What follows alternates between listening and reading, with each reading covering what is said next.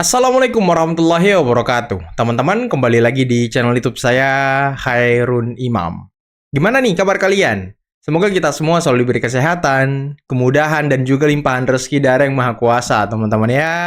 Nah, di video kali ini kita akan menyaksikan sebuah tayangan yang sangat menarik dan juga sangat-sangat mengejutkan. Di mana Bung Razman Nasution, pengacara dari Arif Ihsan, orang yang dulunya bergabung dengan kelompok Roy Suryo, Tiva, Refli Harun, tapi sekarang keluar mengikuti jejak Rismon, membocorkan seperti apa dugaan-dugaan aliran dana yang sangat besar mengalir kepada kelompok Roy Suryo, Refli Harun, dan juga kawan-kawannya. Dan ini dibuktikan dengan beberapa kejadian-kejadian, pertemuan-pertemuan yang menggunakan anggaran yang sangat besar. Dan kira-kira siapa di balik ini semua? Apakah nanti Bung Razman membongkar itu? Nanti kita simak videonya. Karena saya juga punya tayangan di mana Bang Semar Mardiansyah, ketua dari Rampai Nusantara, sedikit memberikan penjelasan yang sangat luar biasa mengenai manuver-manuver politik dari Caplin gitu ya kan, dan juga para pensiunan dan para purnawirawan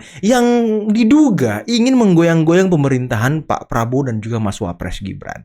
Nah, terakhir ada penjelasan juga nih yang tidak kalah luar biasanya dari Ibu Eli Danetti mengenai perjalanan Tiva ke Solo selama 5 hari yang diduga ingin meminta restoratif justice, tapi sayangnya ditolak mentah-mentah oleh Pak Jokowi. Benarkah demikian? Nanti kita simak videonya. Dan sebelum kita mulai, saya ingin mengkonfirmasi kepada kalian karena terlalu banyak komentar-komentar di video saya. Bang, kok nggak gabung acara Solo? Bang, kok Anda nggak ke Solo?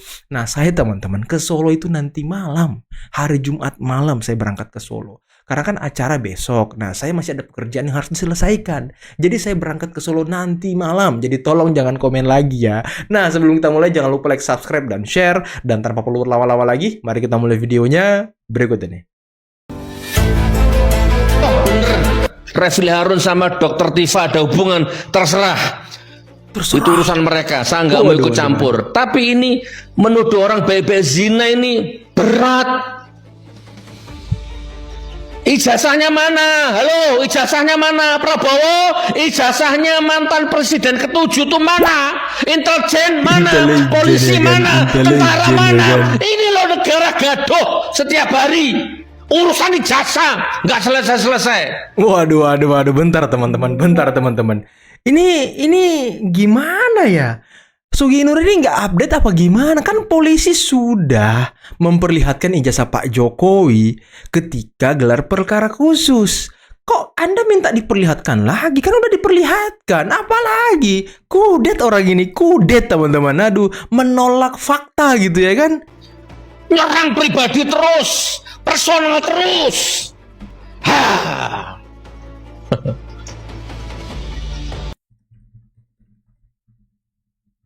Di luar Rismon, dari tim mereka ini ada satu lagi yang sebetulnya orang kunci juga, cuma nggak tersangka. Namanya kunci. Arif Ihsan.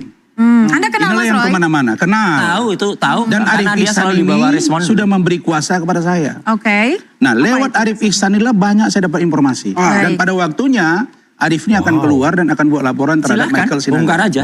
Nah, apa yang mau saya katakan?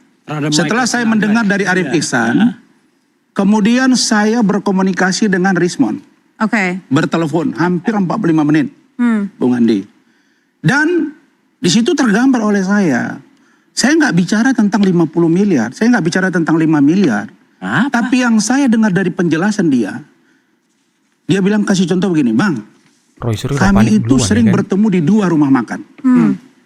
Inisial L dengan inisial R. Oke? Di situ sekali makan, satu orang itu bisa 300.000. Abang bayangkan kami berapa kali bertemu di situ, dan setiap orang yang datang bebas makan, ini kira-kira bohirnya siapa? Betul. Nah itu perlu dijelaskan oleh Mas Roy dengan Bang Risma, Bang Refli. Ini bahasa beliau ke saya. Itu baru satu poin. Bagaimana beliau ini yakin bahwa itu bohir bukan uang pribadi? Iya. Begini, berkali-kali. Dan itu pasti yang makan itu bisa puluhan juta biayanya. Baik. Terus biayanya dari mana? Gitu, satu Iya juga ya. sih. Yang kedua, ya ini loh, banget ya. dia mengatakan bahwa di satu tempat pernah diundang wartawan, rame yang datang, makan silakan. Dia tes lah makan dengan istrinya, bahkan dia pernah sendiri kata Rismon, 300.000. Bang, aku aku sebenarnya curiga. Ini bahasa dia. Lalu kemudian saya tanya, ini yang 5M kemarin ini gimana cerita dengan Pak Yusuf Kalla?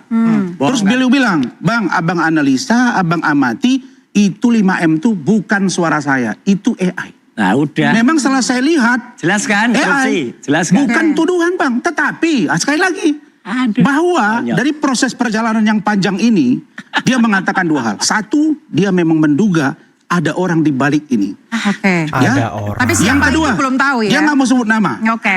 Yang kedua, dia merasa dipolitisasi, ya, terutama oleh Roy Suryo. Wah. Ini bahasa dia ke saya, Bang Refli. Kenapa akhirnya muncul merasa Dia merasa dipolitisasi? begini, Bang, bukan saya dipolitisasi, dieksploitasi juga. Kenapa? Bayangkan, dalam buku Jokowi paper, itu yang buat itu Udah, ini. 480 halaman saya. Ini radio rusak aja Mas nih. Roy itu hanya 50 halaman. ini salah. Itu pun via chat WA. 49 halaman. 49 Ini salah. halaman itu pun Ini orang-orang via chat orang-orang WA. nggak ilmiah. Dan tolong Ngomong abang soal cek buku Bang, ini di nggak ada. jurnal satu jurnal saja. Ada tidak? Tidak ada. Temuan dari seorang Roy sehingga dia bisa mengatakan ahli telematika. Nggak ada. Padahal Nggak dia ada. sarjana Nggak ada. yang bukan telematika. Iya, ini orang nggak ngerti sejarah kayak gini nih, interupsi. cara Nggak berpikir bisa banyak banyak media, media. maka Nggak layak ngerti saya sejarah kayak tapi gini. begini, Ya. bahwa pertama Konyol banget. buku Jokowi White Paper itu tidak layak lagi. Oke. Memang itu harus gugur. Baik. Yang Harus kedua, gugur. Tapi memang kita- layak tapi ditelusuri ini menarik dana untuk ini dari dibahas. mana. Baik. Yang ketiga, makan mereka yang di sana itu di baik. restoran Betul. mewah itu Kiranya tolong kayak- dijawab. Oke, baik Bang Refli, saya Kan orang kurang kerjaan nih para pensiun nih. Pensiunan jenderal lah, pensiunan wapres lah, pensiunan BUMN lah, pensiunan apalah gitu ya. Pensiunan komisaris. Pada ngumpul jadi satu, pensiunan KPK. Ngumpul jadi satu, bingung mau ngapain. Duh, kita ngapain ya? Iya. Ini kalau nggak ada keramaian, nggak dapat apa-apa juga kita misalnya gitu. Ya orang pensiunan ngumpul, masih segar bugar, otaknya masih bisa dipakai. Sahabat kekuasaan masih bergelora. Sawat masih kuasa bergelora, kan gitu ya. Tabungan masih ada, kan begitu ya. Tabungan masih ada buat bikin sesuatu gitu. Ya dia bikin, ya biarin aja, silakan aja gitu. Sampai seberapa kuat sih? Sampai seberapa Iya, kuat coba iya. mereka melakukan itu? Sudah bertahun-tahun. Sampai seberapa malah. kuat mereka melakukan perlawanan terhadap Prabowo. Terus misalnya pensiunan jenderal itu yang tadinya makzulkan wapres, sekarang makzulkan Prabowo. Seberapa kuat itu? Atau mereka punya percaya diri karena memang ada orang kuat di belakang itu? Ya kita nggak tahu juga. Bener. Karena akhirnya politik soal kepentingan. Iya. Kan begitu ya. Kalau sekarang orang banyak menyebut Chaplin, orang banyak menyebut orang besar, ya mungkin juga. Karena bayangan saya itu pasti ada irisan dengan kekuatan-kekuatan politik yang Kepentingan juga politik, memang sedang ingin melakukan perlawanan terhadap kekuasaan. Bayangan saya tuh. Nah ini yang saya melihat bahwa ternyata syahwat berkuasanya itu sudah melampaui rasionalitas cara berpikir JK dan lain sebagainya. Wow. Kita sudah melihat ya manuver-manuver pasca perang Iran misalnya, tiba-tiba Sudirman Said berkumpul di rumah JK dan seolah-olah ini mereka melihat bahwa JK adalah tokoh yang bisa menyatukan kekuatan kan begitu ya, sehingga mereka berkumpul di situ. Pengamat-pengamat juga banyak yang datang ke situ dan lain sebagainya. Yang ini pasti desain ya. pasti desain politik. Desain politik itu kan begini. Ketika memang tokoh politik ingin lagi masuk dalam gelanggang kekuasaan, dia harus punya posisi tawar. Nah, kalau dia tidak punya posisi tawar, dia tidak akan bisa melakukan bargaining kekuasaan ketika dalam situasi-situasi tertentu. Nah, ini sedang dilakukan nih. Ya, dilakukan sama JK, mungkin juga dilakukan oleh tokoh-tokoh yang lain, bagaimana supaya mereka dilihat sebagai tokoh yang masih dihitung. Mereka kan melihat juga bagaimana Pak Jokowi bukan cuma tokoh, bukan cuma pensiunan, pejabat publik yang masih menjabat juga datang, sampai rakyat juga datang sendiri ke rumahnya. Kemarin dubes Iran Nah malah. itu yang sebenarnya ya secara genuine itu terjadi tuh di Solo, di Kutai Utara itu. di rumah kediaman di kediamannya Pak Jokowi. Dan JK ingin melakukan itu juga, dan seolah-olah dia ingin juga membangun stigma bahwa bicara soal kedamaian gua ahlinya. Gua ahlinya nih. Sudahlah. Jadi menurut gua gini ya. Sudah yang tua-tua itu gitu ya. Kemarin kan juga sudah ikut bertarung berkali-kali juga, kalah juga. Ya, cuman bisa 2 kali jadi wapres kalau JK. Pernah capres kan? Pernah capres cuma 0, sekian persen kan gitu loh. Jadi ya kan itu berarti publik memang tidak menginginkan dia sebagai presiden kan gitu ya. Nah sekarang itu benak gua berpikir rasa-rasanya nggak cuma soal posisi jabatan tuh. Mungkin kalau posisi jabatan tidak menjadi satu target utama. Tapi kan kita tahu latar belakangnya JK, pengusaha, yang pasti irisan dengan kekuasaannya sangat kental. Kalau dia tidak punya posisi tawar di kekuasaan, tentu berdampak juga dengan bisnis atau usaha yang dia bangun selama ini seumur hidupnya. Dan ini kan yang membuat kegalauan pasti. Nah, ketika ada kegalauan dan dilihat ada momentum, kan dia melihat ada momentum. Kalau kita kan anggap masih biasa saja. Momentum ketika memang ini situasi kan bayangannya kan begini ya. Kalau misalnya terjadi krisis karena perang Iran, ya BBM naik dan lain sebagainya, akhirnya juga membuat semua Akan naik juga barang-barang dan lain sebagainya. Rakyat makin menjerit. Betul. Rakyat semakin susah, kan begitu ya. Akhirnya muncul gejolak sosial, akhirnya muncul gerakan rakyat. Nah, ketika muncul gerakan rakyat, terancam posisi presiden, kan begitu ya. Kalau terancam posisi presiden, mereka berpikir tinggal digelontorin aja kan, gitu ya, untuk mensupport gerakan ini supaya jatuh rezim, robohlah rezim ini. Dia inginnya diajak bicara kalau roboh rezim. Gue ikut menjatuhkan, gue dapat apa, kan begitu loh. Betul. Kan bayangannya begitu, gitu loh. Bayangannya begitu. Ini kan pikiran jahat. Kan pikiran yang benar tuh begini dong. Ketika ada apapun krisis yang disebabkan oleh dunia luar, ingin mengancam republik kita bersatu dong untuk menangkal itu. Kita bersatu dong untuk menyelesaikan ini, mengantisipasi supaya itu tidak berdampak utamanya kepada rakyat kecil, utamanya kepada masyarakat yang memang hidupnya terhimpit. Bukan malah situasi ini menggunakan momentum-momentum hanya untuk kepentingan kekuasaan dirinya atau kelompoknya. Ya salah kaprah lah. Itu Gitu yang loh. bahaya. Jadi kita nggak melihat bahwa itu sesuatu yang bijak dilakukan. Sebenarnya ada aliran dana yang 50 M itu. Oke. Oleh yang katanya dalam tanda kutip 2 bohir. Tanya lagi. Oke? Dua. Jadi ada 2 bohir itu ya. Tanya Sampailah ke berarti seseorang ya, dan orang itu mantan pejabat juga di negara ini, dan orang itulah yang mengkondisikan pengacaranya hari ini. Bahkan termasuklah misalnya Karena sementara keberadaan nggak ngerti apa-apa, seseorang pengacara yang bilang berinisial oke, AK. nggak ngerti Jadi ada yang mendesain ini sebenarnya. Tapi pada waktunya menurut orang-orang yang komunikasi ke saya, kita yakin begitu SP3 diterima oleh Rismon, maka Rismon akan preskon mengungkap ini. Bang Rasman silakan. Saya ingin katakan, memang kita dapat data juga bahwa infonya ya, bahwa Tifa itu memang datang ke Solo. Oke, itu infonya. 5 hari di Info sana. A1. Tapi mau masuk ke dalam, cuma syaratnya beti-beti dengan Bang Egy dulu, nggak boleh ada media, Oke. tidak boleh ada apa dan lain sebagainya. Sedangkan buku itu Bang Refli, catatan maksud saya yang dibuka oleh Michael Sinaga, itu jelas. Itu adalah kesepakatan antara Michael Sinaga dan persetujuan Rismon.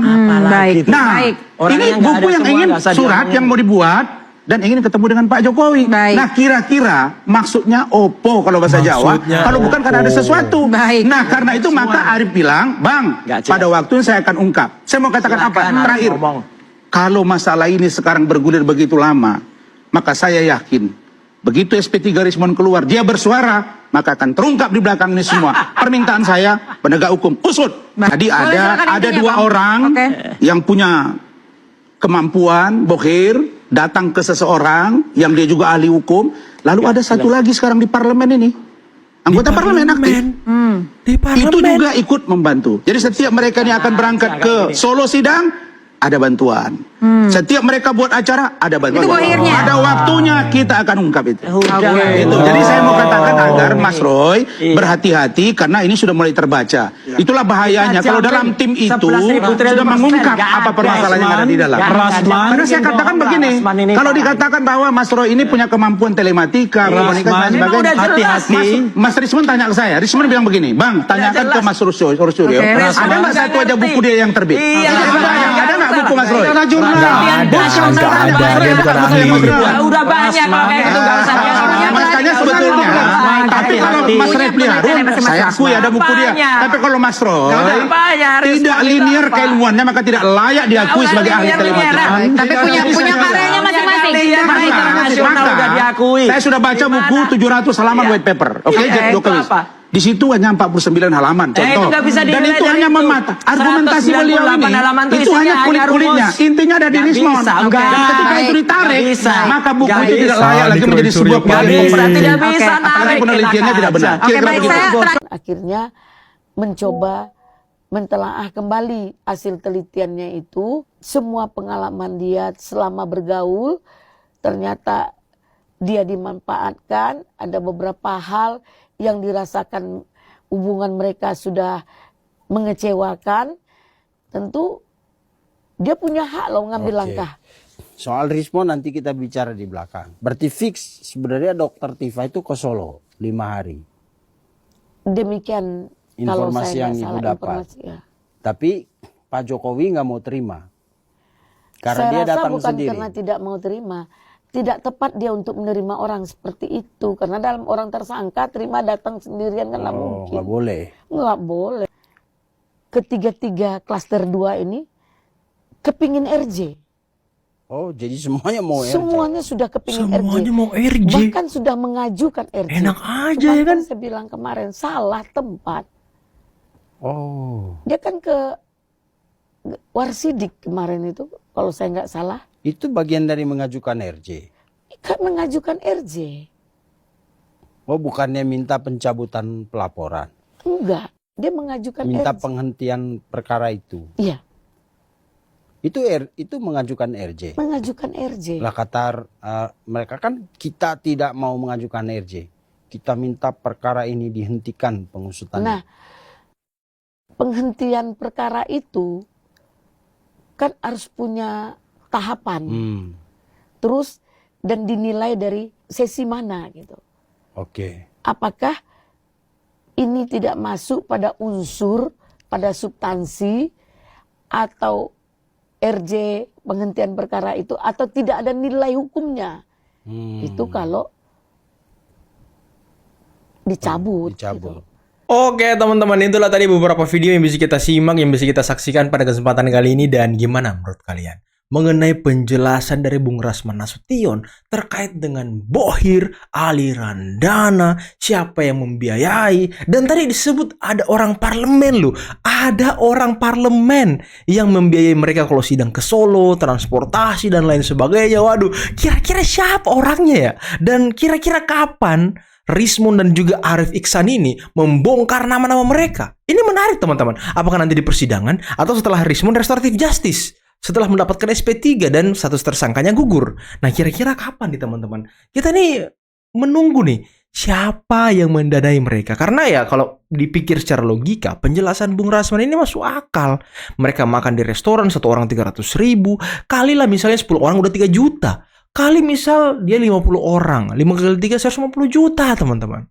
Ini kan uang yang sangat banyak dan mereka lakukan berkali-kali. Nah, siapa yang membiayai uang YouTube Michael Sinaga, uang YouTube Refli Harun, uang YouTube Langkah Update? Kan nggak mungkin cuma mau membiayai itu semua berkali-kali gitu, nggak mungkin teman-teman. Dan kepentingannya apa membiayai itu semua? Ini kan perjalanan ini butuh dana besar, butuh kekuatan, motivasi, butuh penguatan moral, butuh namanya bahan bakar. Bahan bakarnya ini ya cuan, duit.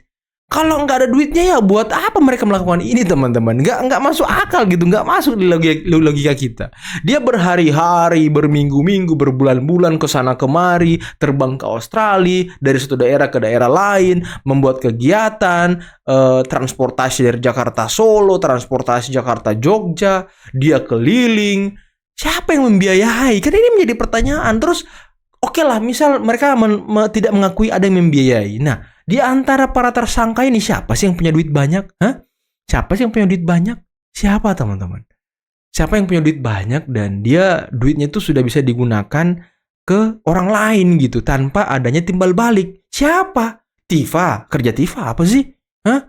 Roy Suryo, kerja Roy Suryo apa sih? Refli Harun, apa sih kerja mereka ini? Berapa sih harta mereka sehingga bisa membiayai beberapa orang ini selama kurang lebih setahun, teman-teman? Perjalanan kasus ijazah ini nggak ada dari AdSense YouTube mereka, nggak mungkin juga, mustahil.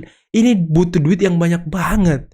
Dan tadi penjelasan Bung Semar Mardiansyah mengenai Chaplin, mengenai para purnawirawan yang sekarang mulai bergeser untuk memakzulkan Pak Prabowo, kemarin baru ini memakzulkan Gibran, ingin menggoyang-goyang pemerintahan Prabowo. Ini kan luar biasa. Belok mereka ini luar biasa. Dan memang ya analisis para pakar kan sudah mengatakan bahwa menurut Bang Zulfan Lindan salah satunya ya, mereka menyerang Pak Jokowi dan Gibran ini hanyalah sasaran antara. Sasaran utamanya mereka siapa? Ya Pak Prabowo. Dan ini tuh udah mulai terbukti, teman-teman.